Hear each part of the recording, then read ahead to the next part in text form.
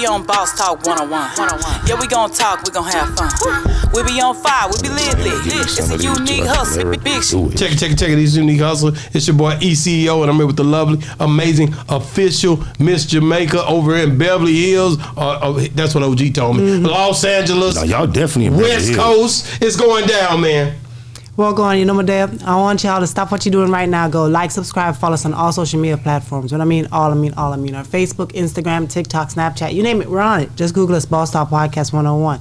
We'll pop up first in line. But y'all always see us on the street and talk about, man, I love what y'all doing. Keep up the good work. How can we support the brand? This is how you can support the brand. On each and every video, including this one right here in the description section below, there's a link that says join our membership. Click that link, follow all the instructions, and that's how you get to see all the interviews that y'all been like, where is this interview? Where's that interview? It's in our membership, members only. So thank you in advance, and we love you. Man, hey, listen, man, we out here, man, and ran into a jewel today. This guy right here don't need no introduction, man. Y'all see him on the internet a lot now. But before that, the music was heavy. He was heavy into the music thing, man, and he's still rocking with the music. We about to get all the way into it, man. My guy, Spider Loc, is in the building on Boss Talk 101 for the first time.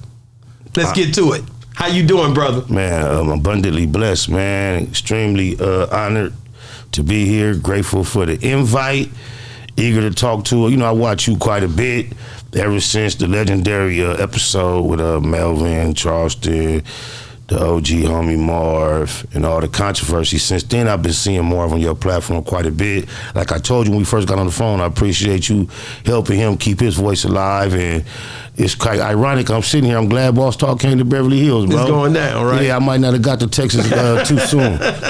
Let's get to it, Miss Jamaica. Let's do it how we do it on Boss Talk 101. So tell me about yourself. You were born and raised here in California? I definitely was. I was actually born in the city of Compton. Not too many people alive can make that claim. I think me and Marv are in that unique class amongst very few. I believe he was born in Compton. I may be wrong, but I was born at a hospital called Dominguez Hills, something of that nature that no longer exists. There is no more birthing units or facilities in Compton. So that I was born in '76. So if you wasn't born at Dominguez Valley, somewhere it got knocked down shortly after that. So how many children did your mom and dad have? My mother had one. I am her only child. Oh, only child. So one of my AKAs is Gloria's son. I love you, mama. I am her son. My father, he has 3 other boys outside of myself, 2 older than me. Oh, they're older. 2 older than me and 1 younger. Shout out my brother Derek and Martell and Tommy too. So he just makes a lot of boys, no girls. Yeah, he just well, none that we are aware of. Pops was a Rolling Stone. He was young in the 60s and 70s, so you know. Yeah. So growing up, was your mom and dad together while when you were young growing up? Well, my father is married to my older and my younger brother's mothers. Hold on. Married to me, like he's still married to both? Yes. And in the 70s. He a Muslim? No, not at all. He, in the 70s, going through a separation with my other mother, my stepmother, his wife. He started a romance with my mother. Okay. And it got to a point where, the story is told that my other mother, love you, May, finally called him because he had his own apartment and everything. And it was like 6-7 months. He's like, nigga, this take too long. It's been too long. Bring your ass back home. But he ended up purchasing a vehicle one day, driving it in the driveway and going inside and announcing he had another son. So I have photographs of myself and my older brothers since I was in Pampers. I never looked at them as half brothers or anything of that nature. Then at the age I was 87, so I was almost 12 or 13.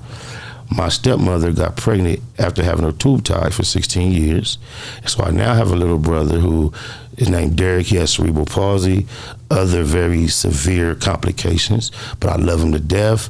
He was born here in Beverly Hills at Cedars-Sinai, but during birth, due to the fact his mother had her tubes tied for 16 years, it was extremely unexpected pregnancy.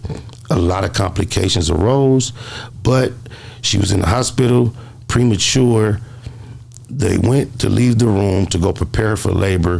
When they came back, he had come down the birth canal without any assistance. He didn't get oxygen to his brain for a certain amount of time. Wow. And it fucked his whole life off. But yeah, So, but he's always been there for you, right? Oh, definitely. So although he has all these different families, he still... No, he only has one family, and I just happen to not be the one member that's not in the household.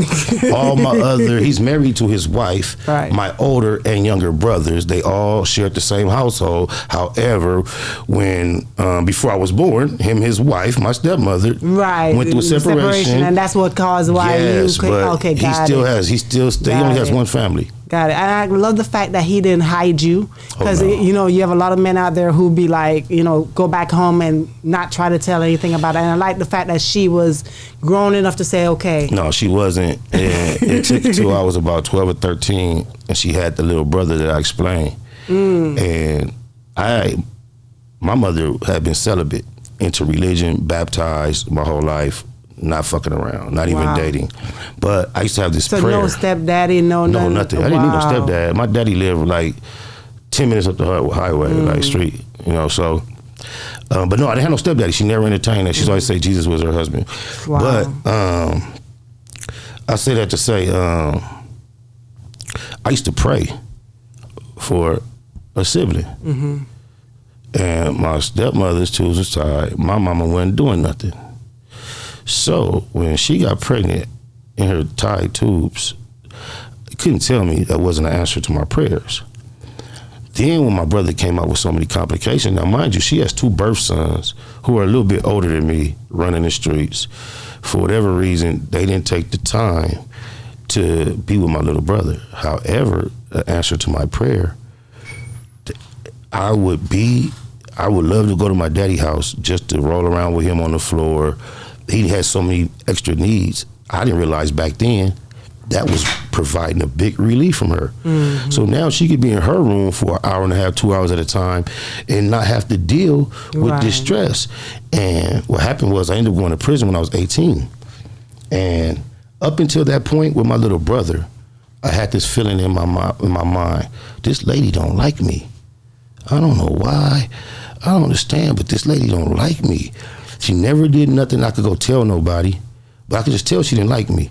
And I remember one day I was like 15 or 16, catching a bus home from school, and it just dawned on me out of nowhere. I'm like, oh, stupid, that's your daddy wife. You was in there and da-da-da-da-da-da. So I got it. And then when I went to prison at 18, I always knew that all the boys in our close circle, my cousins, my brothers, close neighbors, when they went to jail, all the ones older than me, they had a pen pal in her. That's one thing she stayed faithful to. So when I went, we began to be pen pals. I remember striking up the conversation about how I used to feel like you didn't like me. And we talked about it. She was like, she said, yeah, but I got to a point where I realized, oh, it wasn't your fault. And I told her, I realized when I look back, it seemed like you and I got close when Derek was born. And we just talked about it. And now we are like inseparable. Wow. I love her so. It's been 37 years since my brother was born. And it was just a development of it. I love you, May. I hope you see this. I'm gonna make sure. I'll make sure you see this. It's one of the most appreciative relationships I ever had, because at this point in her life, my father and her have been not only gainfully employed for the better of 20 years, they had been married. She was working at the post office. He was at the phone company. He had his own business. She was a go-getter. She was teen mom. She had this baby, all these complications. They gave her some time off from work. She took that time off, 1987. She's never been back to work since.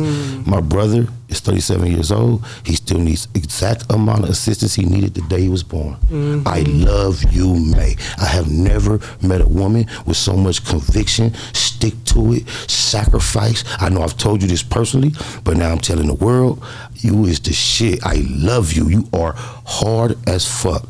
I love my little brother. I don't know how I could replace what you've done for him. You awesome, Mama. I love you. But not only that, whenever you see other people who are raising kids that have special needs, you now understand what they're going through.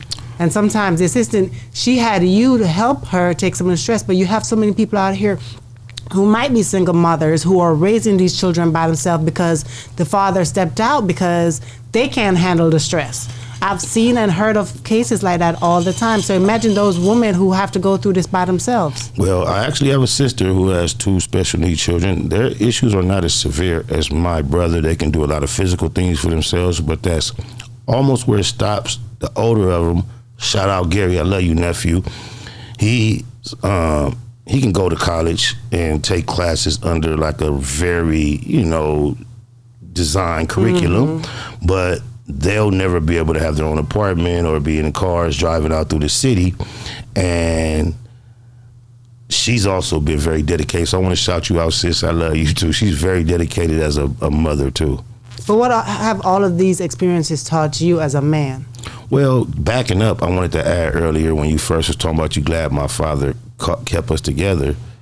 I have 6 children, and I have 4 mothers, and 2 of them are what they call ghetto twins. They're the same age for 6 months.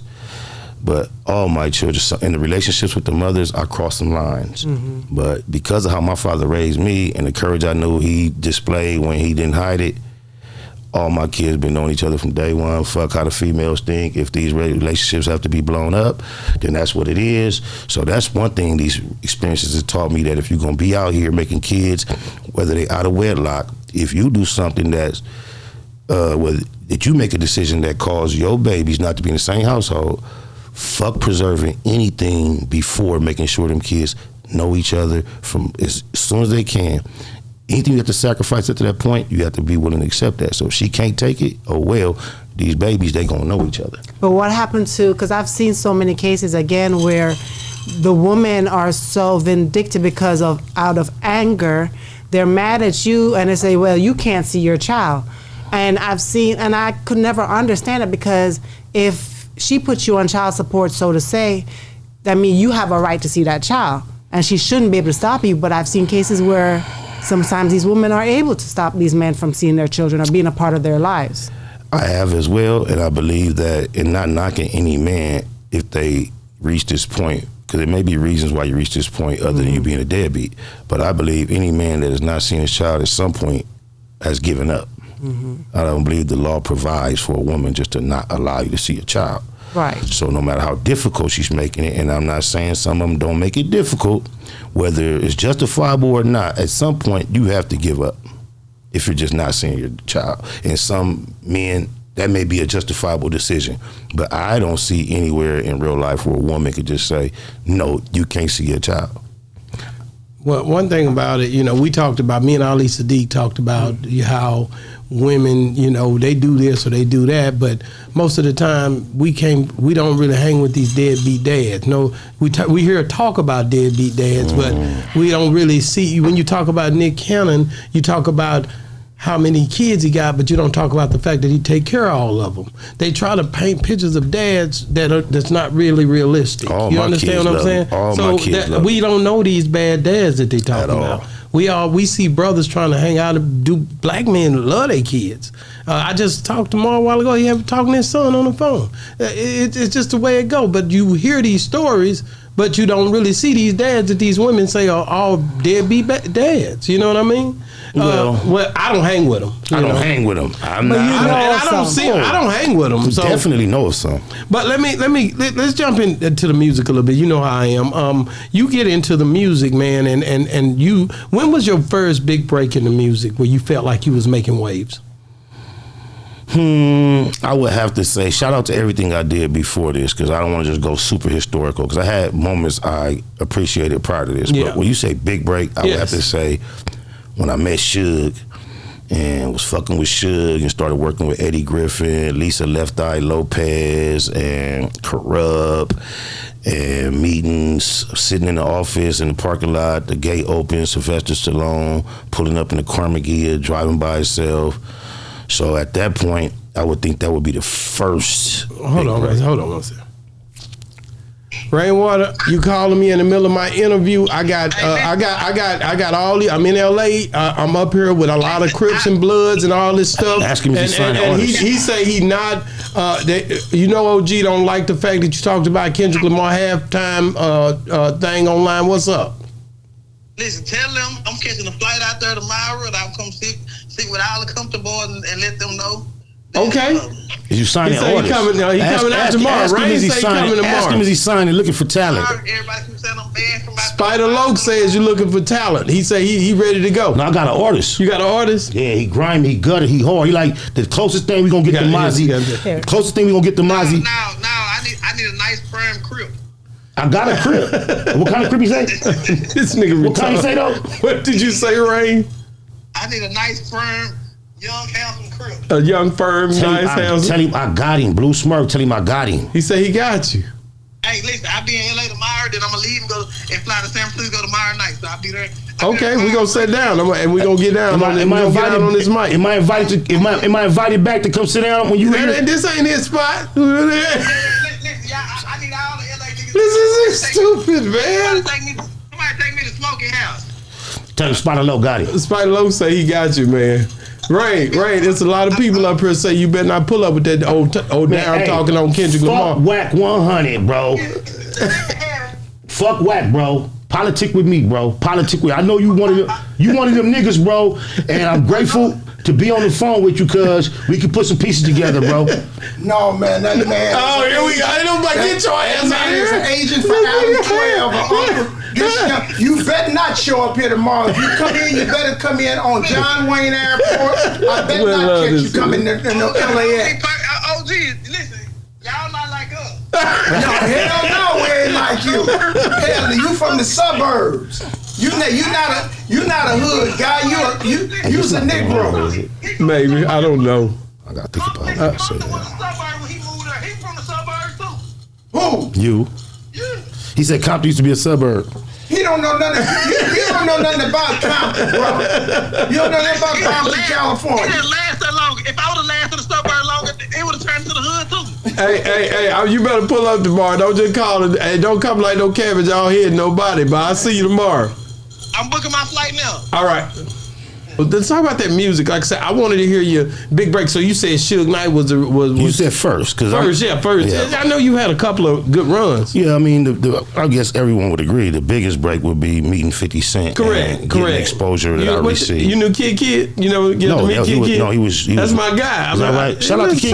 Man, that's my boy. Never met him. Have absolutely nothing bad to say about him. I realized he was there shortly after I got there. At the end, yeah. We never had any interaction, nothing good or bad. Yeah, but man, you had a lot of different thing going on with the music, but I wanted to hear the Suge Knight part, like how you feel like that was a big move for you, and what made that such a courageous move.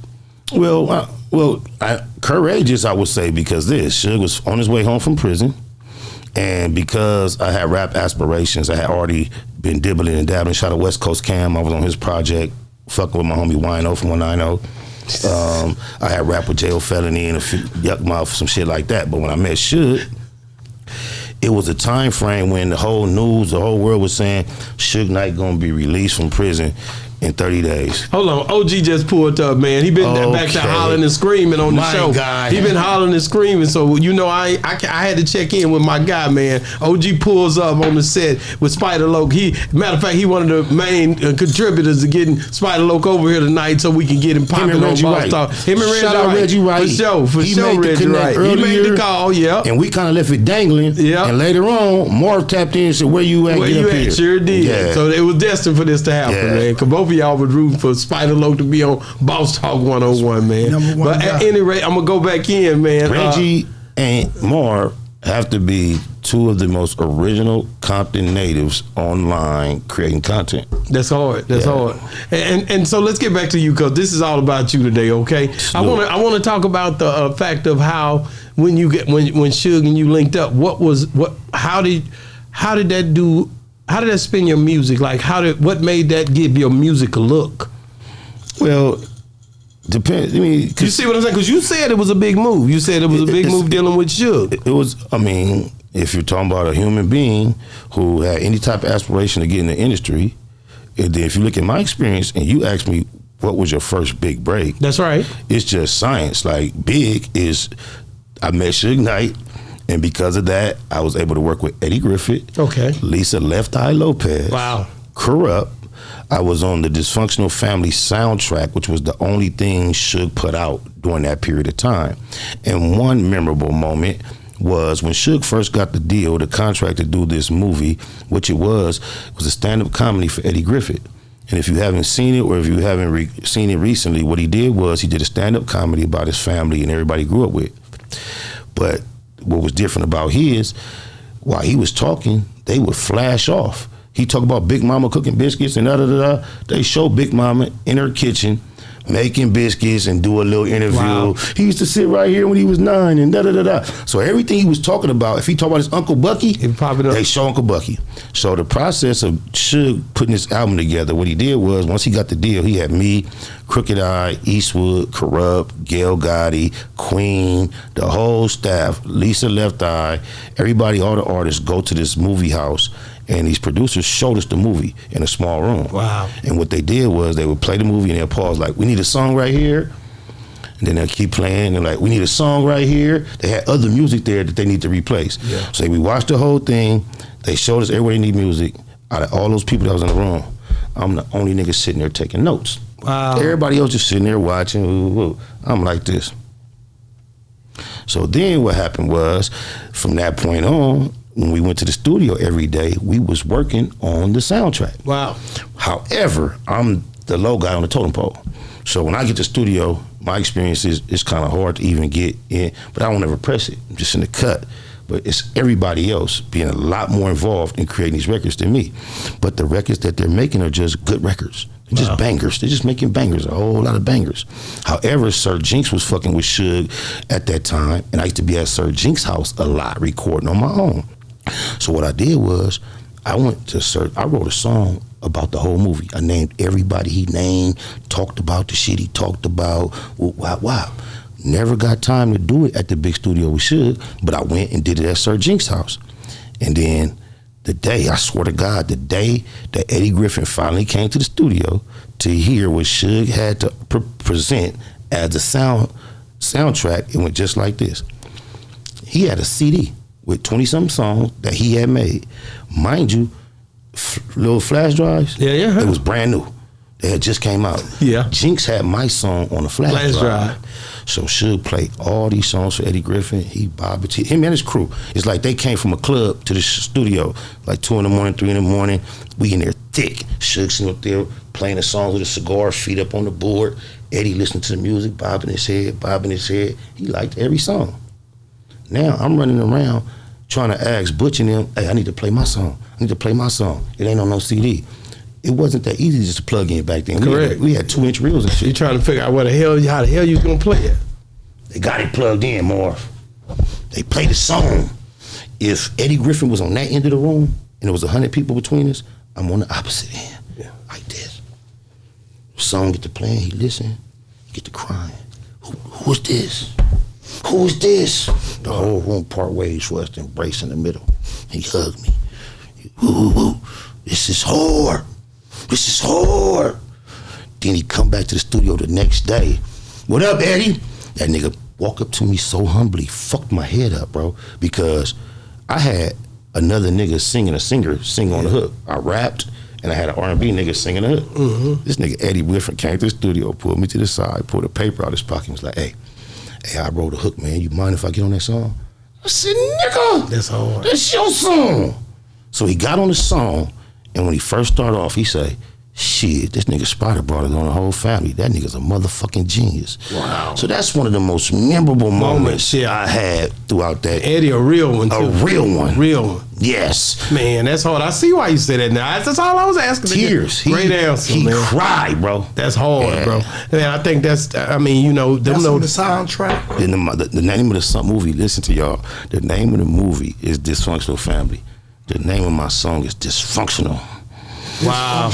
And then like it just fit everything. I wrote the movie in a song, bro. That's 3 hard. verses. I wrote third person like I'm Eddie. I'm doing this. My uncle this did that. My daddy said this. Wow, you're smart. That's so it sounded like Eddie was telling his own story. His own story. Am I lying, Eddie? Man, you killed Give me that. some confirmation on this, bro. I've been telling this story for years. You ain't never chimed in. But go listen to the song. On the beginning, he say, that nigga Spider brought it on the whole family. That nigga's a genius. That was it right there. That was enough for me. That's enough. Yeah. That's the shout out for the rest of your life. Yeah. Man, so fast forward, gotta ask you about 50. 50 Cent. How did you end up? First of all, as you know, the Big Meech party canceled. I don't know if you remember. It's all over the internet right now. We don't know who caused it, but we kind of know that a move was made. This is chess, not checkers. Right. So how did you end up first meeting 50 Cent? I was in Atlanta, Georgia, doing what niggas do when they go out of town and they don't got a job, but they trying to get some money and they don't got nothing legal to do. I took it with me. I was fucking with another nigga named Kill from Gray Street. He really was the one, but he took it with me when we was doing that. Just so happened my brother was in Nashville, Tennessee, doing some whole other shit with some people that knew Young Buck.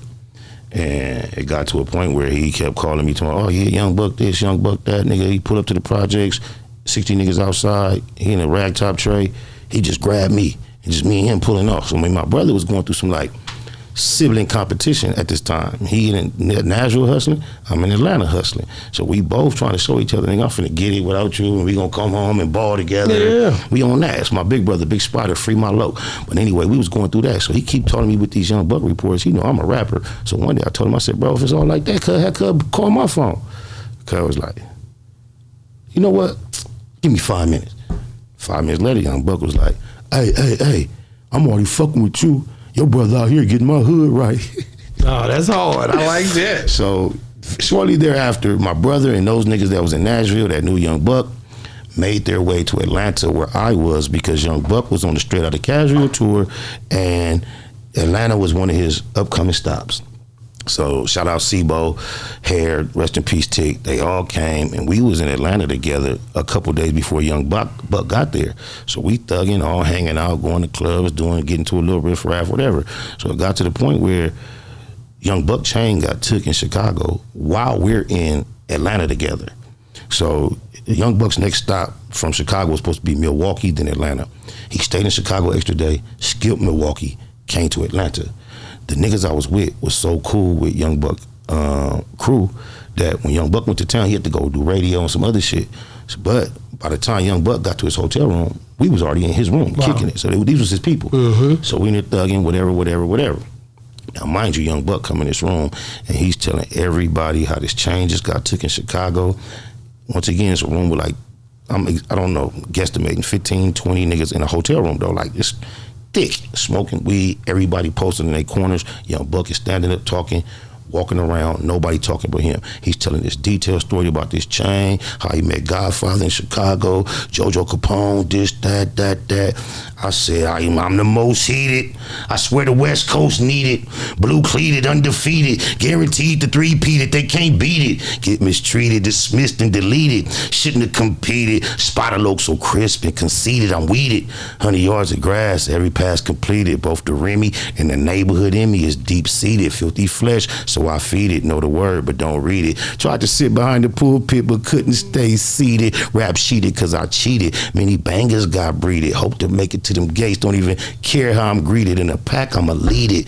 Never be impeded. Killing quota, gotta meet it. Born at 97th Street. In the bash, I'ma sweet it. Let these hoes dirty deed it. We deep fleeted. Skeet it in they face and watch them eat it. Repeat it until it's run down. That's the way it's created, exceeded. Went from buckwheated to fucking succeeded. Separate the average from the great. Let me have my own slate. I got a strong trait to conquer. I was stood a long way. I ain't got no fool friends, although I negotiate with a few close-knit niggas as we negotiate the appropriate price for the freight on the crate. Hibernate and calculate till I get my groceries straight. Yeah, baby got back, but it ain't no debate. I'd rather live celibate before I go broke. No joke, these hoes can't wait till they blood flow late. They hate to see me bounce and scrape the concrete on 4 gates with no mate. Salivate when my datings rotate. Nipples twitch and get tight. They pussies pop and pulsate. My parole date pronounce my pursuit to control fate. I move 16 for 8 to compensate when I'm late. Demonstrate the genus.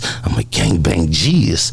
Prone to stay the G's if I stay at this rate. So back then, anytime I rap for a nigga, it was the first 2 verses I always rapped. But I used to keep going. I used to have a million rhymes in my head. I used to just keep going. Keep going till the Buck was like, man, what the fuck? What? Them is just words. We all know the same words. How do you move a nigga with words like that? Mind you, he was in the middle of telling this captivating story, you know. I just started drowning him out. He like, man, fuck that. Niggas be on me with that Tupac shit. He like, man, you got it. He like, man, if my folks can't make, you ain't got no situation. Man, if my folks can't make it shake, I'm gonna find somebody. So that was the inception of being inside that crew. And from that point on, he was there. He was scheduled to shoot Shorty Wanna Drive video shoot in California a few weeks down the line. He tried to get me to leave town with him on tour right there and told me I couldn't do it, had a lot going on. But I met him in California for the Shorty Wanna Ride video shoot. Ended up in the trailer. Similar thing. Never met 50 Cent. He don't know nothing about me. I've been sitting in this trailer all day with New York and Nashville niggas. Me and Piper from Great go out to go get some pizza. Come back. I ain't been gone 15 minutes. As soon as I go to open the thing, big white security say, don't go in there. I'm like, what? They're like, 50 in there. I'm like, oh, okay. But shout out Big Dame, who had been around a few days. He like, oh, no, Spider cool. Oh, okay, bam. But this time when I go in the trailer, the only seat available is like right here from 50. Wow. And he's addressing this whole trailer about that chain getting took in Chicago. He telling Young Buck, D-Tay is done. He can't be seen in no pictures with you. You wonder why I ain't been on the phone with you all this time, Buck? Because nothing to talk about. He said, when you get silent, the streets talk. It was a gangster conversation going on. I ain't gonna go into details. Guess what I did? I'm the most heated. Went in again. What? And the whole time I did it for Buck, I had him by the eyes. I could tell I had him.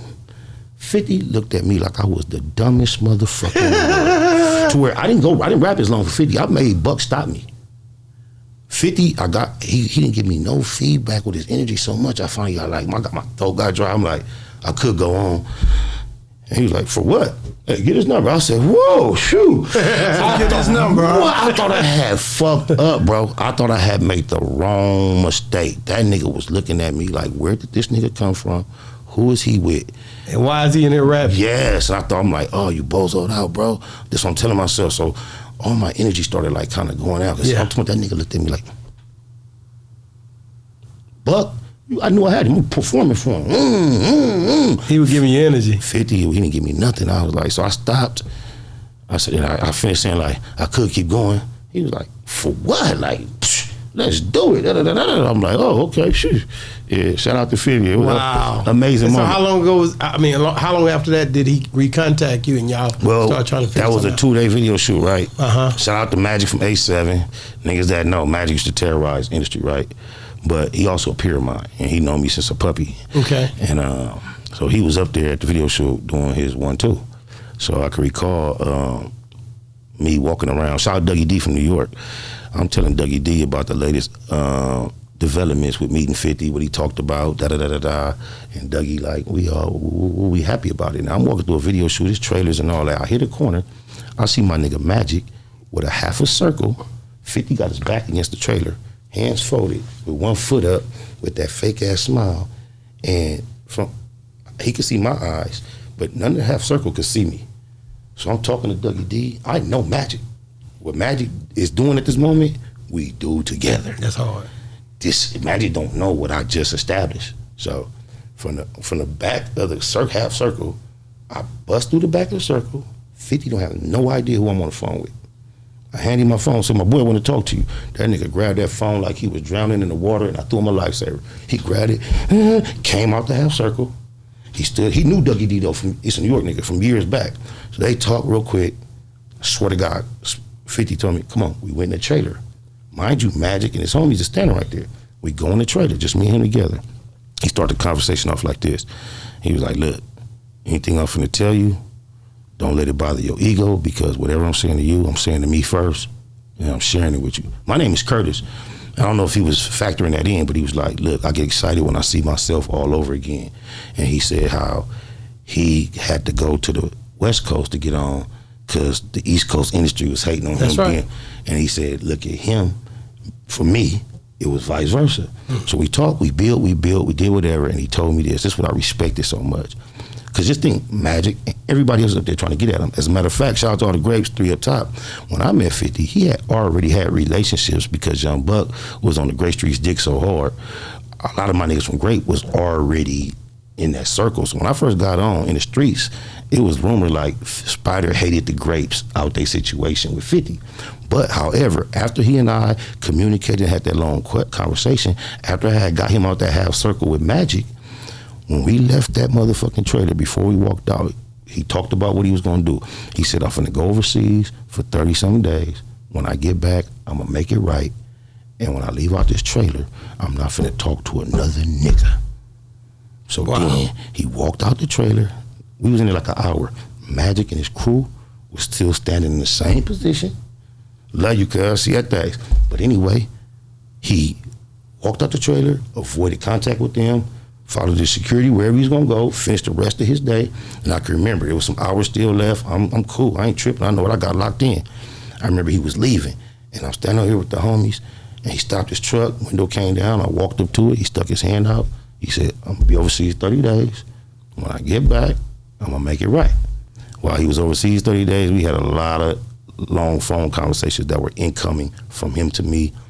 And when he came back, That's history. yeah, he made a lot of shit happen. Wow, that's good, man. Like, and that was with that, and that was a time when I know it was a lot of different things that went on during that whole G-Unit movement, man. It was you, Game, everybody, all this stuff was transpiring. Yep. You got caught in a lot of that. I seen did. it on, this was before the internet too. This was like, internet was there, but not like now. You know what I mean? But you could hear the stories coming out, man. And just to see you still here, y'all still surviving. You and Game talk now and everything. Yeah, right? we just got 100. Yeah, shout out my That's all. nigga Magic from 88. That was really a Crip thing. Okay. Magic is a very close friend, if not family member of Game's. Okay. And it got to the point last year where, because I went to Magic's hood, which is also Cartoon Fire Trey hood. Shout out Big Cartoon Fire Trey. They from different sects of the same hood, but I went there with Cartoon and took a photo and posted it.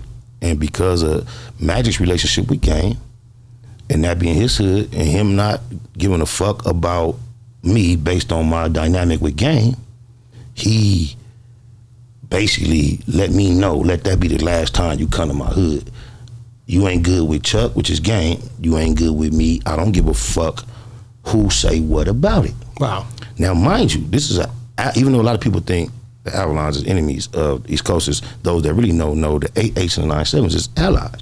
This is a place I've been comfortable all my motherfucking life. But true indeed, Magic got way more say-so over it than I do. The people who I could actually show, like, you see what he's saying, who supposedly be able to be like, nah, fuck what he talking about, they like, psh, that's SPI, that's that.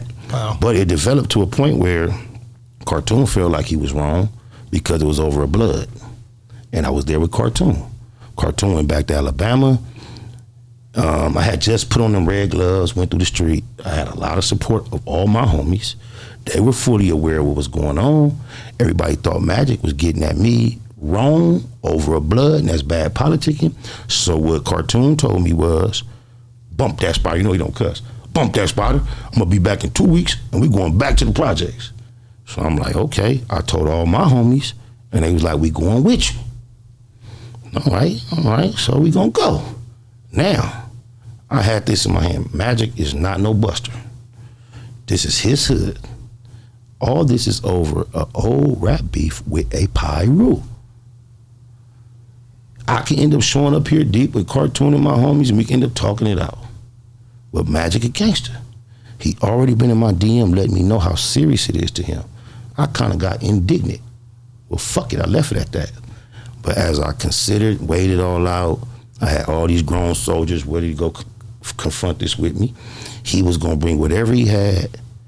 I'm like, I thought about it. I'm like, man, it ain't work. This ain't, as a general leader, finna go. I said, man, over a blood, this don't make sense. I got back in Magic DM. I had some ego too, and I just got a slight bit more humble. And as you know, me, Magic, my G homie Spider, my big brother, Lil Suge from Avalon, my other G homie, my other big brother, Gang was all on the phone. Wow. Talked it out. And it's, you know, it was never really no beef. Me and Game actually were friends to begin with. Hip hop politics, 50 Cent rap, and that shit caused it to go array. And I had no intentions on holding on to no ill will. I'm just a nigga that don't switch. So the last time I seen you was fuck you.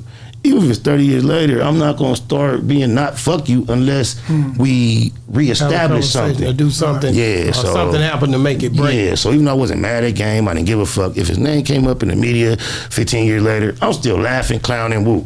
Which may be immature, but in the spirit of hip hop, it is what it is.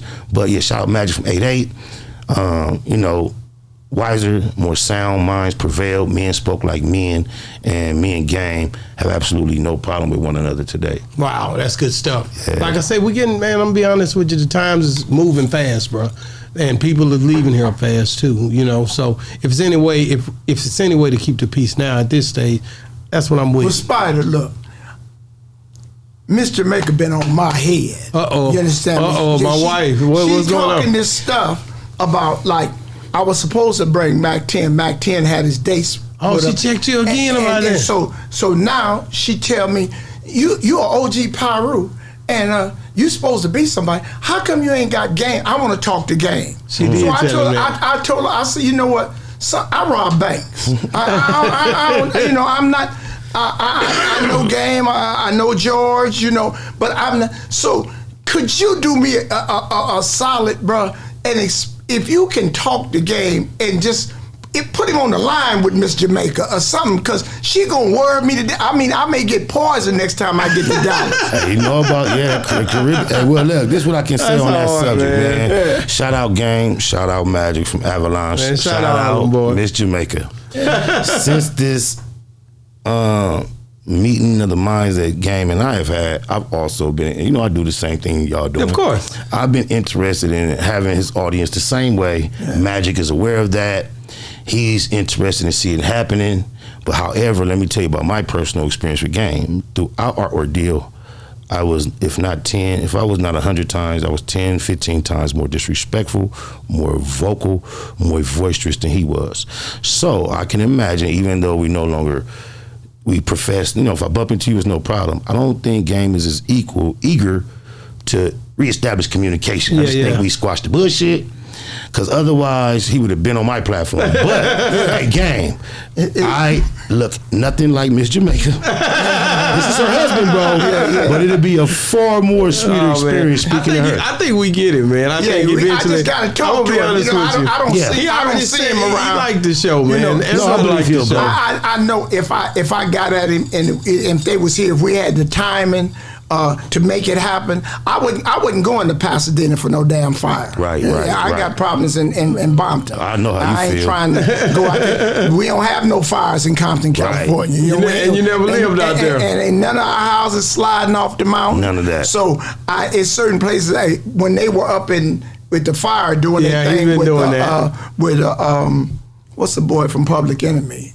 With the you talking about Flav them was all up there. And so I just haven't had a chance to get in contact with him. But if it had been available and he had been available, I know he would have done it for us. I already know. You know, but I just had to put you in on the assassination. No, I ain't mad at that because Miss Jamaica, I'm just saying you in line, Miss Jamaica. I've been trying to get that, but if you get it first, you got to get him to commit to come do on my platform. Already, Shall we do that? I want to go into your podcast. You brought it up, but you were with Munchie B, I guess, is that his name? Kicking Cack being Bull. Yeah, like what's going on with that, man? Because it's stuff online where it says that you sold out of East Coast Crip for Reggie Wright. That's what I'm telling you. Right. And it's something that's spiraling on the internet right now. Give me a breakdown of what the hell is that about? You know what? I had made up my mind I was not going to address that. So you know how long it's been going on. I have my own platform. Yeah. I haven't spoke on it. But I'm glad you asked me that because it's really a simple explanation. I just don't feel like I owe YouTube commenters no explanation. Okay. You trolls in the comments, I don't give a fuck. What I realize about people in the comments is I don't care how vocal they are about their negativity. As I move throughout my city, I've never met one person that reminds me of those type of comments. That's right. I meet strangers every day that respond to me according to my content, and it has nothing to do with how they sound. So I pay them no mind. But for the explanation of those who might be curious, wondering, who I really care about having clarity, what happened was at a certain point, no, I'm not going to even deal with the Munchie B part. What's going on with Reggie? This is what's going on. At a certain point, one of my homeboys, Nina Boy, and myself was basically at war. Okay. It was fuck him. And at this point, I was so disgusted with him because the whole internet was screaming, Nina Boy's over there on this channel blaming Sparta for such murder. Wow. It was a popular murder in our sector that Nina Boy was reacting to because the individual was from our gang. And this individual was highly vocal, being extremely disrespectful toward me leading up into his death. He also had got on a stand and told on someone. So Nina Boy being my little homie or my homie, who, when he came to the internet, approached me about starting. And since then, we've been allies, being cool together. This certain individual that we're discussing that unfortunately lost his life. Wow. He knew there's no way being on my platform and being friendly toward him. This was discussed constantly, consistently on a regular basis. But however, when he passed, for some reason, Nina Boy was doing content celebrating his life and shouting him out. And everybody was convinced that he was implicating me in the murder. Wow. I spoke to Nina Boy about this. However, since all this happened, me and Nina Boy have totally squashed the issues. We've actually fought, so it's over. Oh.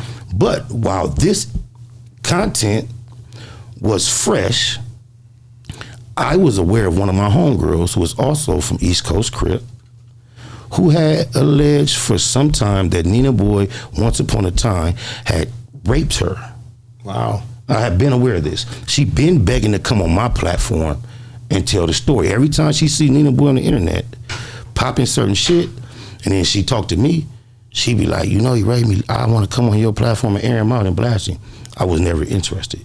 But once Nina Boy, in my eyesight, betrayed me by celebrating the life of my then enemy, and then went on his platform and gave the perception that I was responsible or some way, in any way, fashion, form, connected to that, my lick back was to introduce my homegirl from East Coast who said Nina Boy raped her years ago, way before statute of limitations. It's over with. She had been wanting to expose him. I didn't want her to. But once he put me in a light that I didn't appreciate, I introduced her, Reggie Wright, not Reggie Wright the cop, the blogger. I've been knowing Reggie Wright longer than I've been knowing he and she. I've been knowing Reggie Wright 25 years. When I met Reggie Wright, he was not the police. I met him with PIRUs, thugs, gangsters. I know for a fact Bob Gotti and Reggie are still cool right now. He was with Suge, he was with Country, he was with, rest in peace, he was with Neckbone, he was with Trey. This is who I met Reggie around. So here it is, years later, whatever. I asked Reggie to do me a favor. Hey, look, I'm trying to get this out. You the biggest platform I know. Fuck Nina Boy. Can you interview my homegirl for me and air it? He did it. So some time passed. The way things happened, me and Nina kind of ironed out our issue. Reggie has yet to release the interview. So I tap him with Reggie like, do me a favor, let's kill that. It's over. Woo, woo, woo. Bam. So it's been dead. That's years ago. Me and Nina Boy, we cool, we don't trip, whatever. Now, flash forward. The nigga, you just talking about the blind nigga, the peanut butter booty boy. I developed what Adam 22 describes as the greatest LA street-based podcast ever. Oh. He called it that after it fell apart. He never said that while it was going on. But however, it came right from here, out of my mind. Munchie B, someone who I met in my DM as a fan. I think I made a decision of getting too close to a fan, like Selena. You know how Selena lost her life. All right, anyway. But he was a fan, but anyway, we developed whoop, wop, wop. So we just basically separated recently. And it's been toxic as far as the internet concerned. Wop, wop, wop. Out of nowhere, Deuce M's someone, Damukiwe Conversations, who I considered a comrade. What happened was, Brick Baby made me aware that Munchie B made a group text with himself and Laura. Laura is the scheduler for No Jumper. And with these three people in the group text, Munchie B put a video disrespecting me. When Brick Baby told me that, the next day, I put a group text with Laura, Brick Baby, Munchie B, and about 20 more motherfuckers. Wow. Including Deuce Sims and a whole lot of other people who kind of know what's going on, some that don't. And we was in there trolling. Alex Alonso was in it. Big Scrap was in it. Shout out Cliche 93 TV. So bam, Deuce M's apparently got offended about being included in the position I was taking toward Munchie. So he got in my DM with this long ass goofy warning. Apologize to Munchie B, the B team, and that's a long message. Or I'm going to expose this, that, and the other. I got your homies from 11A ready to air you out for getting ran away from Crip Jackie funeral. It was 2,000 million gazillion Crips there. You won't find one to say I ever got ran away from nowhere. Where's you getting this bunk ass information? But he threatened me with this. So what my response was, my bad for including you in the text. Other than that, I gave him one of them emojis. His response, okay, if you want it, it's on. And he's running this campaign trying to convince the world that I told on my homeboy from East Coast Crip to the police, Reggie Wright.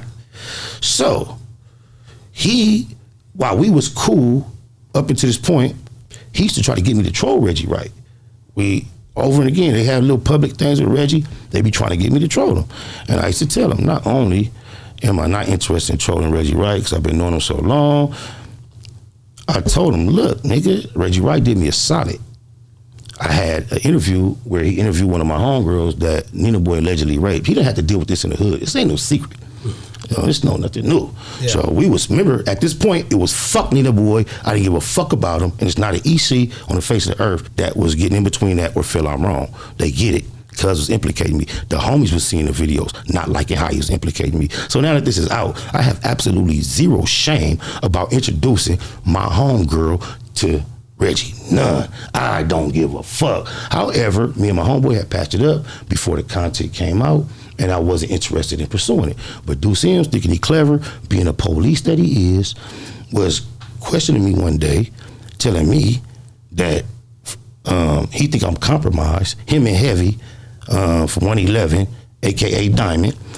Diamond said it was him that told the crew I was compromised because of my relationship with Reggie Wright. And I told him I'm not going to be trolling Reggie Wright because he did me a favor of not putting out that interview. And if he puts it out, if I troll him, he'll put it out and it can start a whole lot of mess I'm not trying to deal with. So they got that recorded trying to say I told on my homie because I don't give a fuck. And keep in mind, at the time I was sharing this information, it was about a rapist that raped a Crip, the queen of East Coast Crips' daughter. So that's what them dirty politics was about. Had nothing to do with dealing with any type of officer. Munchie B tried to run with it when he the nigga that did a rap song said, Reggie Wright, you a pig, not a PIRU. But then after that, we got content of him calling in to Reggie Wright's platform, bomb first, explaining himself, politicking with the police. Wow. Deuce Sims tried to tell the world I'm a police for talking to Reggie Wright. And Reggie Wright sent me his call logs with Deuce Sims, all incoming calls, long hours. He talks to Reggie. Reggie Wright told me like this, Spider, I've been knowing you 25 years. I've known Deuce Sims 6 months. Deuce Sims has called me more times in 6 months than you called me in 25 years. Talking about what? Imagine that. Imagine that. But this is where they're trying to assassinate my character, basically saying I'm compromised for my relationship with Reggie that extends back 25 years. There was a time when if I wanted to talk to Suge, you had to call Reggie. Right. Suge used to bullshit me. I used to cuss Reggie out. Then Reggie used to tell me like, Spider, You know I don't give a fuck who he talked to. It's him. And I'll have to apologize. You're right, Reggie, my bad. I didn't mean to go off on you. Me and Reggie have been in the streets of Compton together, Beverly Hills together, Hollywood together, Watts together. The last time I bumped into Reggie before we started podcasting, let me tell you what happened, bro. I'm in Watts, G nigga from Hoover. I'm with my homie Big Ant, rest in peace. Another G nigga. That's who introduced me to Suge. But anyway, we in the spot. A nigga come through, sell the weed man some pounds. That nigga leaves.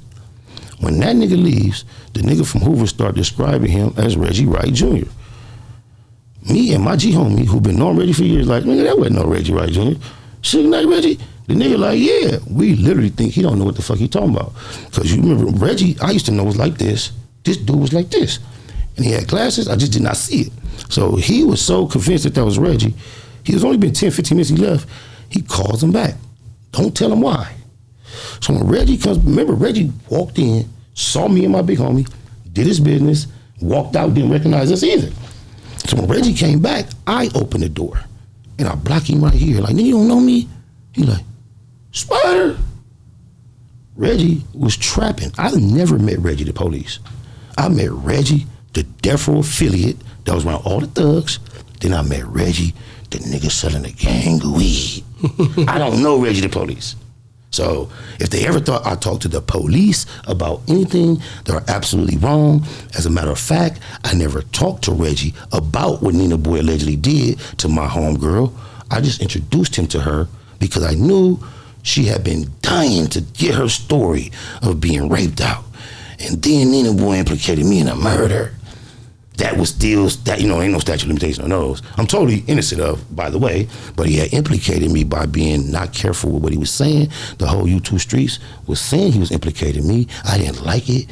I really couldn't stand him at the time. Like I said, we had to fight to get over it. But in that time, I arranged for a meeting between Reggie and the homegirl, and she told her story, but it never got released. But that's all it is. Wow, that's a lot, man. Up here, man, it's crazy how I guess this YouTube world, the YouTube streets, dealing with. I see a lot of the podcasters up here and doing their thing, and I hate to go back to it, but did you guys stop the podcast and just start? Y'all didn't even do no more episodes, or did y'all ever do the episodes on the podcast? Let me just admit to my brilliance. It was never a podcast. Okay, he used to like to come to my spot and go live because it was lit. Like I say, I met him as a fan of my DM. Yeah. Complimenting me. So it never was a podcast? It was developing into a podcast. It was a great, brilliant idea of mine, and that's what it was. So then every time we randomly went live together, we called it that. Okay. Then a couple of times we did pre-recorded episodes, and we were developing it into a podcast. However, from the day I met him, I have been going through an experience of character assessment and realizing I'm babysitting someone who makes poor decisions as they reflect in regards to me. And to give you a small roll call, the very first red flag toward my blue bandana was the first time he ever jumped in a vehicle with me. We went from Compton to way West Los Angeles. Now, mind you, the last person you expect to be jumping in your vehicle with a weapon is a blind man. So we I got a homeboy blind to be doing that. But you knew it. Yeah. Okay. So mind you, this is a guy. But no, he is always asking for. I'm like, what are you going? My partner called me. He always asking for weapons. But it's like, how you going to use it? Hit one of them buttons over there, because this is my brain. Hit one of them buttons. Yeah, one of them. Yeah, hit something. A laughter, a want something. Because look, bro, I hit it. Yeah, that's my mind frame, constantly, consistently, continuously. However, just check me out. We are just taking a ride together to go handle business. Yeah. No, nothing. We get to our location, we handle our business. I leave. I'm not any the wiser. The very next day, the individual that we went to pull up on, shout out Alex Alonso, fuck it, calls me and says, Spider, my bad, I apologize. I had to tell Munchie. The whole time he was with you yesterday, he had a gun on you in your car dirty. He didn't let you know. I told him that ain't cool. Damn. So then Munchie called me and apologized. So that's the first thing I realized. Okay, I'm not going to trip. Then we were doing an episode of Kicking Cack Being Booed, the brilliant title I came up with for Damo and Keyway podcasters to come together. My brilliant idea that I invited him to be a part of. We were doing an episode of that. And not only did he get so drunk and loaded that he took his shirt off and exposed to the camera. Once again, he had a gun on his side. Duh. There were also multiple women there. And he has an extreme habit of trying to put his dick in anything he hears. So, anything you hear, not anything you see. Exactly. So what happened this particular night, there was one particular female in my studio who was drinking a tall can of beer with a brown bag around out of a straw, and she had absolutely no teeth in her mouth. And Munchie kept feeling on her and shit, and I'm in his ear telling him, like, bro, she's not the one. I'm trying to direct him toward the more appropriate voices, but this is what he's doing. So that same night, we get to playing music, and he called me a drunk. This is why I'm sharing these stories, because he tried to call me a drunk. He gets so drunk and so loaded on other intoxicants. He gets up, gets to throwing his fingers in the air, whoop, wop, wop, whoop, wop, no shirt on, gun on his side, with a Crip. Comfortable, safe. The next day I wake up, one of my fans get in my DM and show me a screenshot, and Munchie is throwing up, fuck neighborhood. Oh, man. So I immediately put the video on private. I sent a screenshot to Munchie. He said, what's this you sending me? I said, that's you throwing up fuck neighborhood. Now, mind you, he is known as one of the top neighborhood ops through the years. Everyone accepts that, you know, he's on this public shit no more. So he's assuming it's a picture from the past. So he say, why you send me this bullshit? I said, because it's last night in my studio on my camera. He immediately called me. Blood, I'm gonna have to stop drinking. Take that down. I said, I'm one step ahead of you, bro. I took it down. He like, yeah, I tripped out, bro. No. So that's another thing he did. Then I went to No Jumper. He, me, and Poetic Flacco had a show on No Jumper.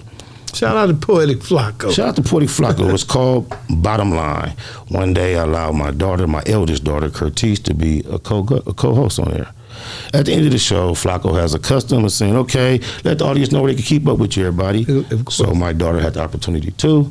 She said her Instagram, and Munchie got in her DM with his number. Guess what? She sent it to me immediately. I didn't let him know I was aware of this for 7, 8, 9 months. In those 7, 8, 9 months, I watched him try to fuck every female voice he hear. Not only did he try to fuck every female voice he hear, I turned him on to a couple of pussies. Just let you know, bro, every pussy you put your dick in, that I turned you on to, you was fucking after me. I'm just saying, bro, you so thirsty, you fucked on everything I put up under you. You pillow talk to him. I know a lot of your thoughts you don't realize I know. But anyway, I'm realizing this is his character. He's under me every day, all day. I'm giving him a little shoulder to lean on. When he pulls up in an Uber like I did tonight, and you told me where to come, I come. When he pulls up in an Uber, if I don't stand right there and give him that shoulder to lean on, he walks the wrong way across the street. When I drop him off late night, after I had him in the East Coasts with the Crips, high and loaded, and he get in my vehicle for 7, 8 months knowing you've been in my daughter DM, and I drop you off and you walk and don't know where you at till you, bam, bump into that garage. Yeah, there's a story in the Bible about a king who was chasing someone or was chasing a king, and one day the king woke up with a sword stuffed in his pillow. I just want nigga to know, I don't respect no nigga that's trying to put his dick in everything, call himself a friend of mine. I give you a shoulder to lean on. When you with me, you don't know what's going on unless I tell you. When you get in my daughter DM not knowing what the fuck she looks like, I've introduced her to Bosco. Bosco's taking pictures with her upon my request. I've introduced her to multitudes of men. So he go in the DMs on Braille or something? This is what he told my daughter. How you find the people? On Braille. But just think, he heard her announce her IG. So from my experience, what I see, he may know some other skills because I'm sure he don't expose everything to me. They can figure things out. But they got stuff on they them. got Braille. It's stuff on them phones. It's ways they do it. My partner do a voice activation. He talks to his phone, and I'm one of the average person, and that phone talks back. That's right. And he maneuvers that motherfucker. Right. Yeah, and they can get good at it. My partner do it. That's why I know. I ain't talked to him in a minute, but he's so. The internet is trying to react to, oh, you mad? He fucked on your. He said he want to fuck your daughter. No, I am not. I'm not mad at all. Let me ask you. I just know how to count. Go ahead. But you guys being, going through all the stuff y'all went through together, you guys will never. He's blind. I don't know him, but I'm just saying. Will you ever have he crossed so much of a line that you could never deal with this guy again? No. You see what I'm saying? No, not me personally. He is so deep in his feelings. There is so many other legs to this. Yeah. So I'm speaking on the ones that people got confused. Well, it's just like, now, this is my own little candid opinion on dealing with Crips or dealing anybody out of my cadre. I have to have me and Spider Loc were introduced by a mutual friend. Oh, shout out B from the mob. He would have been mad as B. My nigga B. Mob B, he know Mob B. Yeah, I know. Everybody. So that's how I was introduced to homie. I'd heard some stuff about him and White Boy back in the day, and it didn't even come to mind. But I met him on a whole nother level. We talked, and I think Munchie B was on the line then, wasn't he? Yep. He's talking about that. At least one of the first times. I couldn't call. I was putting a division between Bloods and PIRUs, and so there's your little. Did I not help y'all come to understanding on that? Prior to meeting Marv, when Marv was on his public campaign online, he would try to describe the difference between Bloods and PIRUs. Munchie spent hours upon minutes upon moments trying to explain to me there's no different. That nigga see now, Blood don't know what he talking about. I said, Munchie, bro, whether you disagree with him or not, don't go at him like that. He wanted to challenge you with the troll shit. Right. The reason why it went so respectful, I coached him into that, bro. I coached him into that. Yeah, he got his ass tossed, but by the same token, then we got in some mutual things. He called me and asked me about something. We did it like, man, okay, cool. We handled that. Then I got into something because of you. You understand? With your messy self, got me into something. With me saying some stuff. I already know it wasn't me. It was you. You see how you wait a minute. If you watch a specialist at work, if you watch the way I interview, I listen. I'm a good listener. I'm listening to that you tell the story. OG, I can say certain things and ask you certain things, but the way you answer it, this is definitely up to you. No, once you and OG establish understanding of no, I'm not pulling no punches, transparency, then it's easy for you to bait him into whatever conversation you want. No, not this. I know exactly what he's talking about. It was bait. It was straight bait. It's easy to do. You know what he's committed to. Listen, what I'm not going to do is he ain't gonna run from that. No, it is what it is, and I said what I said. Yeah, he said what he said. But then it wasn't in that content because I got great respect for what the elements of anybody, because before Compton, it was rhyming. Gangster rap came out of Compton. They was doing nursery rhymes and spinning on their heads. Gangster rap came out of Compton. We set the trend on a whole different genre of black music. They wasn't talking about how I'm living and how we putting on these blocks. Right. I gotta give dues to where dues is. Right. You dig what I'm saying? And so and then what made it so crazy, the guy that got on hooping and hollering about me, I'm thinking he out of homie's neighborhood, find out he from Nutty Block. You in this situation, you at the funeral, don't know even who died. But then I didn't know anything about him, and then I got his Spider. And Spider put me in straight with dude's son. Like, Marv, I ain't got no problem with it. Shout out Lil Easy, man. Yeah, Lil Easy. Rest in peace to legendary Easy. It's just like, let me say this. I spoke to you, and that was a year ago, because we 2 years ago. I run my show different. I like this. You might see this pop up on a flashback or whatever, but at the end of the day, I'm thinking about the fact of you're gonna see it. It might be a shock title or something, but I do a lot of those, and then when you look at the interview, and you hear what he's saying, then you got to be able to decipher. But see, most people don't. They but just this go we on talk about assumption. trolling, like he's saying about dudes. Everywhere I go, I hear, "Oh, nigga, you need to." But I never hear that face to face. That's Big right. homie, I like what you're That's doing right. and this and that. And like I said, only thing I'm talking about is the respect of a Crip and a PIRU as men. Now, I'm not trying to have sex with his girls. I'm not gonna get high in his neighborhood, because I gotta respect what a truce is. A truce is I can't be, because we got bloodshed. And it's too easy to revert to what we already was on. Yeah. So when you combining these energies, if both persons are not committed to the utmost amount of respect to what the other person represents, it can go off course. And if I was able to tell you more of the story, I was just telling you a lot of what led up to me being, I don't give a fuck no more. So there was more to it, but I want to say this, what you just said, bro, about him and Lil Easy. These petty ass issues you hear people getting me about, with me and Munchie into it about, has nothing to do with a dead loved one. His issue was speaking on someone's dead loved one. Right. And I was so eager to do whatever I can to help him mediate that, because me and Compton Menace had issues for years. That's my guy. Yeah, shout out Compton Menace. I rock with Compton Menace. Yes. Ever since I met him, he always rocked out with me and showed me love. Yeah, so he and I shared a loved one that lost their life. And they lost their life to the hand of police. And at the time of his death, I posted it on my page. Compton Menace didn't like it. Instead of getting me private, he went public, and that led into years of us trolling each other, both being at Compton quite often.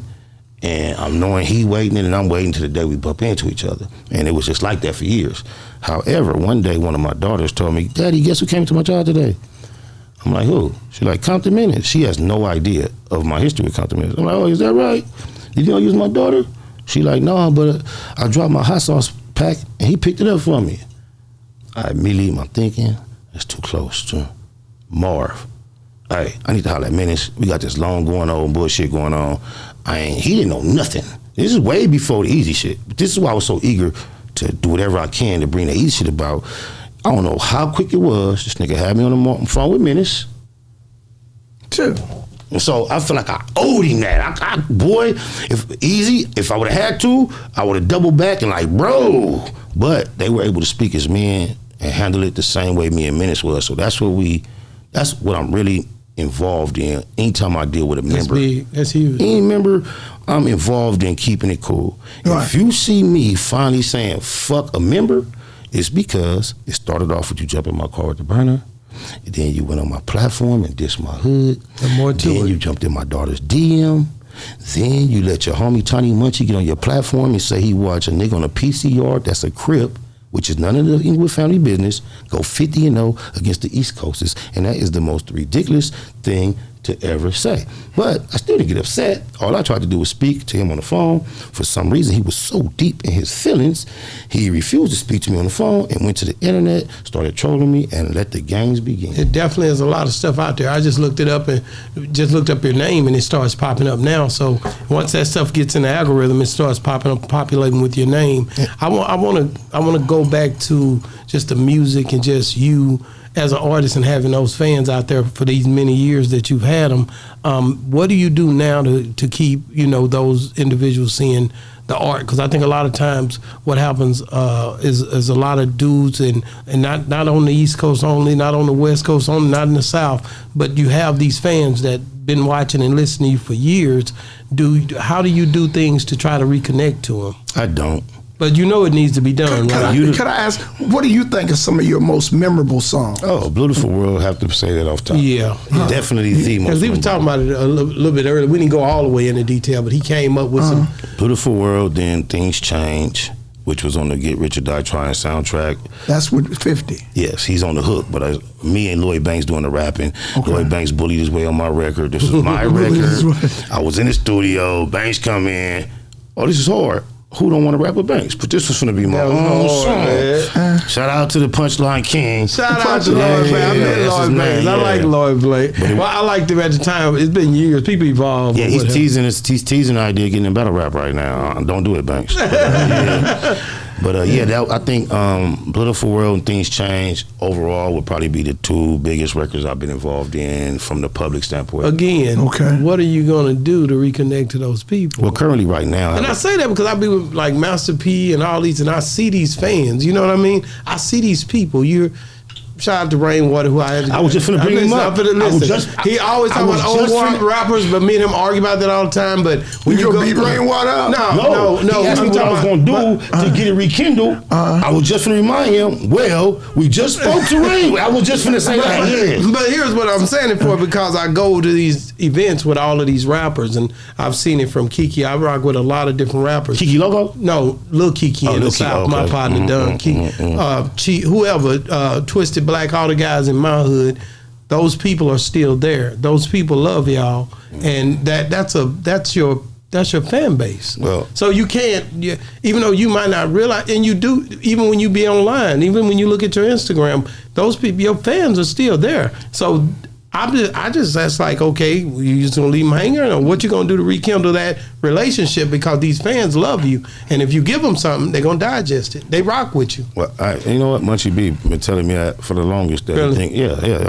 Guess you had some game, Munchie. But anyway, the thing with me is, on my Black Box platform, the way I used to do it was, I would talk about a subject, play one of my songs. Okay. Talk about a subject, play one of my songs. That's dope. Kind of got out of that format for reasons that I ain't gonna go into. But however, outside of being an artist, I am a CEO. My artist is Blue Smurf, BLU Smurf. Blue Smurf. So that's who I am interested in seeing be at the forefront as an artist. I accept that my journey has gotten to a certain point. Right. However, I still got the bars. I can still do it when I want to do it. Yeah. And my thing is this: I developed such a character and personality as an artist. It's hard for me to talk about what Spider Loc used to talk about. Right. I got grown sons. Okay. Yeah, I got grown sons. We talked about that earlier. Yeah, we did. I got grown sons who are almost approaching grown sons who are absolutely non-thugs. Mm-hmm. Now I try to live my life in doing only things that they can relate to. I can tell them it's cool, and I haven't really learned how to fix that into rap yet. Wow. So I really don't. I can go back and be Spider Loc, but I don't even feel like that no more. Yeah. Back then, I didn't give a fuck about nobody, nothing, and I would wheel, and I used to try to put that into my music, and that's what I got packaged into. Now, if I write a record or a song or a poem, it's going to be about other things, and I'm not quite sure that fits in with the music I make, or I haven't quite figured out how to make music of that again. Because, however, I started making music and poetry in the church school. Mm-hmm. Then I developed into this whatever type nigga you want to be, and I kind of like forgot how to just be regular. So I'm trying to figure out how to just make regular music again. Wow. I seen something also, because I have had ODM Slim on here too. Neighborhood to neighborhood, see that thing, free C-Mac. Yeah, C-Mac. Yeah, I didn't know you even knew. I talked to him the first time. What's this one? It's going to strike a bell. Okay. Almost every time you hear C-Mac say, he says it's a beautiful world. Yeah. Do you know who is Mr. Beautiful? Who is Mr. You're looking at him. That's all. Yes, sir. So that whole you and OD, was he a part of a podcast too, or because both of y'all do the podcast now? ODM. I don't really do podcasting. Yeah, but you always own shows. I've seen you a lot of times. I'm here. Yeah, so correct. I guess this is He doesn't do podcasting. No, but he goes on. But podcasts. He always kick it with me. I've done some podcasting. Shout out to Cliche 39 TV. I do podcasts at this point in combination with him as a partnership. Okay. Then the other podcast I frequent was, shout out Alex Alonso, Street TV. Yeah. What happened was I started going live with a monologue, just talking, nobody else, just talking shit on a regular basis. That's what the Black Box is. Alex reached out to me, said, hey, I like what you're doing. I just invested in some podcast equipment, and I think you should do a podcast. So I started going over there, doing a podcast with Alex. That was my only interest in podcasting. Then, of course, because of all the relationships with LA and No Jumpers position, I was going there every now and then. Adam called me. That's where I kind of seen you a lot. So what happened was Flacco had an idea for me, him, and Munchie to do a podcast. So we had a show called Straight Politicking on No Jumper for I think 6 weeks. Wow. So that's the extent of my your podcast career. Yeah. My platform is a monologue. Fuck a podcast. I do not give a fuck about podcast etiquette. I do not give a fuck about good podcasting. I am a loke that has conversations with alpha males. Sometimes we cut each other off. Sometimes That's we where I am too, we though. don't cry about that whole shit. No. Soft ass bitch ass niggas up there trying to impress the pink panty wearing Peckerwood. Get the fuck out of here. Give me a understand. How can people get a hold to you if they're trying to reach out? Spider Loke, Most Easty, the number 7 on Instagram, and then YouTube. The home of the black box is Spider Loke, Most Easty, Black Box. That's all one word. And Black Box is spelled with just BLACBOX, no K. Top 3 artists of all time, dead or alive. Any genre. Nipsey, Mozzie, Ice Cube. Man. I would have said Tupac, but Ice Cube really raised me with this rap shit as a youngster. I developed a lot of my thought process off what Ice Cube was doing. I used to be most impressed. I have a vocabulary that kind of betrays the environment I was raised in. I could tell Ice Cube knew how to talk. So when I was very, very young, I used to listen to Ice Cube songs, get on the instrumental. I used to count how many syllables Ice Cube used on that same beat. And I used to just try to make sure I made sense, made sure I rhymed, and used more syllables than Ice Cube used. And I used to think I was a better rapper than him. Man, thank you so much, man, for coming on the show, man. Thank you you, did bro. your thizzle. Thank you. Hey, OG, you know me and you how we ride, baby. Hey, we got a long road to progress on. That's right. But check it, man. Hey, guys, make sure you guys like, subscribe to the channel, man. Spider Loke done came through and blessed our game Yes, he over here in did. Beverly Hills, a.k.a. Los Angeles. Beverly AKA Hills, Bumpton, man. a.k.a. I'm Top just dog, saying, this the hotel. It's going down. This the hotel where we stood in the parking lot waiting on Scrappy to answer that phone, bro. I'm back, man. bro. Shout out to Scrappy, shout out to Top Dog, shout out to Kendrick for killing the Super Bowl. Man, you know, Come you on, guys are that's something right. else because y'all got so many stories up here. OG told me, you know, this the hotel that Biggie left from before the he last died. hotel we've seen I mean, before he got you killed. come in and you say what you say. I said, I'm hearing these stories, I believe all it these used to be stories. called the Mondrian. No, it was the Nico. The Nico. Yeah, Okay. that's him, man. Thank you so much, man. It's been another great segment, guys, of Boss Talk 101, where the bosses talk.